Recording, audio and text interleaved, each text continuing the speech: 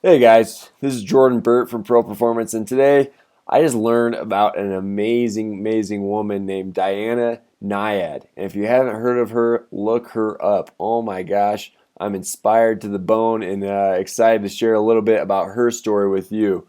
Um, Basically, Diana was 61 years old when she completed her first ever swim from Cuba all the way to Florida in open water without a shark cage. Now, the funny thing about this story is she actually tried this swim 4 different times. The 3 other times before she completed it, it was 30 years before her final completion when she was 61 years old, which is wild, right? So the question is not how she did this or her training schedule, but why?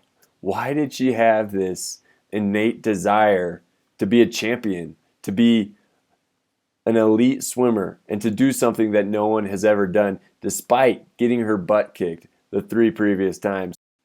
So the crazy part about the story is that Diana had setbacks that anyone would be like, Diana, it's totally okay that you quit. No one should have to go through this. I mean, she got stung by a box jellyfish, which ultimately, from what I read, feels like you're paralyzed. And there's a fire going through your entire body to the point where you can't even feel your legs and arms. And she swam, you know, 30 hours in these conditions. It's unbelievable the amount of setbacks she had.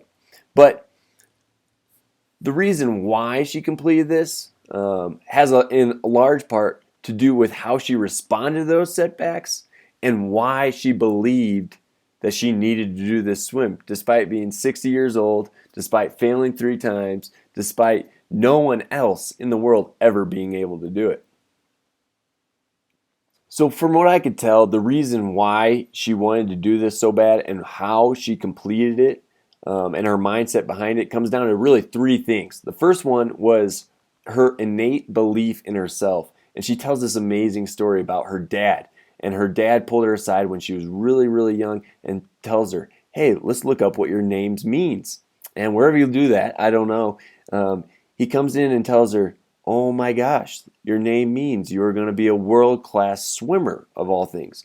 He tells her, you're going to love the water. You're going to glide through the water like a fish. It's amazing what a little bit of self-belief can do.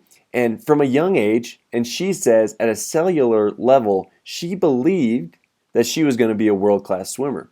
So growing up, that's what she did. She loved to swim. And in part, it was because of that innate belief that she was going to do it, which is step number 1 in achieving any dream and getting to any destination that you want to go is belief. Then it follows action. So the second thing I noticed was that she was incredibly devoted to this.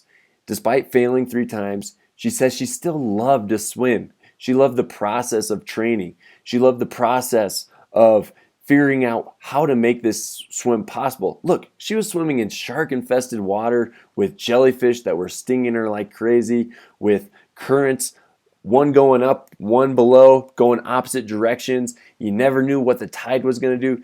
She learned to love this process of figuring out, how am I going to do this? How am I going to be the first woman ever to swim from Cuba to Florida, which turns out is like a 60 to 100-hour swim. Unbelievable, right? So that's number 2. Her action was amazing, and she loved the process of figuring out how she could do this and if it was possible.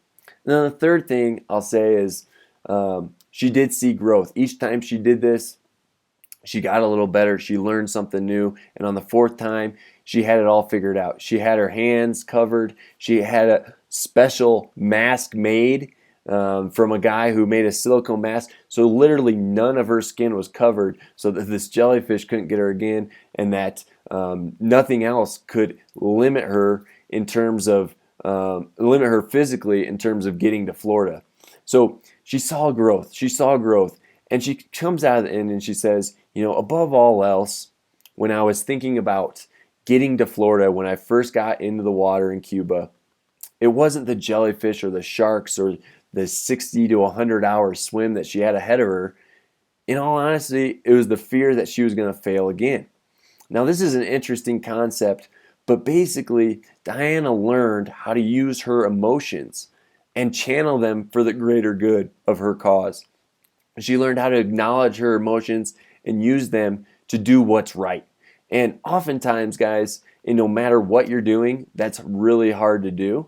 And I think that Diana is the first person to swim from Cuba to Florida as a 60-year-old woman because she realized the importance of this. And her three things that led her there, the belief that she was supposed to be an amazing swimmer, her action, the amount of time she put in, and her love for the process, and third, her acknowledging of her emotions and using them to do what's right.